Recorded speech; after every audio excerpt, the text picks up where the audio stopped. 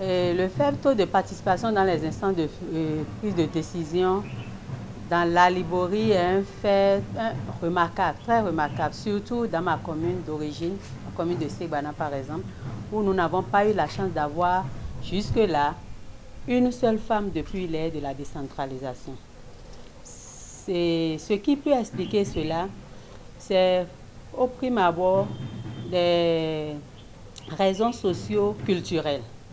Parce que dans certaines communautés, encore jusqu'à présent, les stéréotypes genre font que on ne conçoit pas la femme pour autre chose que le ménage.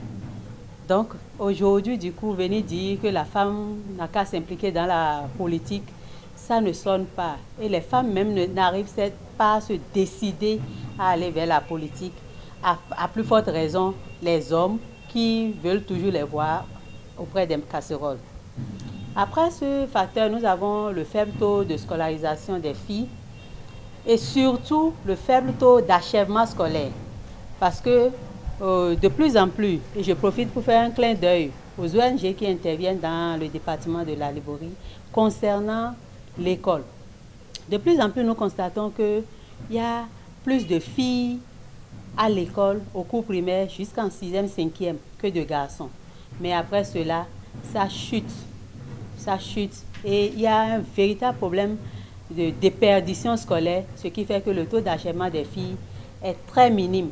L'autre volet également, ça concerne la pauvreté économique. Le manque de moyens financiers des femmes font qu'elles hésitent beaucoup à s'engager dans les activités politiques. En tant que femme leader de ma localité, la première action que je mène, c'est d'œuvrer pour la scolarisation des filles et également pour l'achèvement des cursus scolaires des filles, afin que nous puissions avoir plus de femmes instruites. Et l'autre action également, c'est la sensibilisation des femmes sur leur implication dans les instances décisionnelles. Et le 7 mai prochain, mercredi 7 mai, j'ai programmé 2 activités. Et la première activité dans la matinée, c'est une sensibilisation des jeunes sur l'entrepreneuriat. Parce que nous avons constaté que de plus en plus, il y a de chômeurs. Alors que les apprenants, les jeunes s'adonnent aux études universitaires et en sortent sans boulot. Ils sont à la maison, les bras croisés, et là, ça n'avance pas dans la communauté. Donc, nous voulons leur donner quelques bribes et quelques sensibilisations quand même sur l'entrepreneuriat.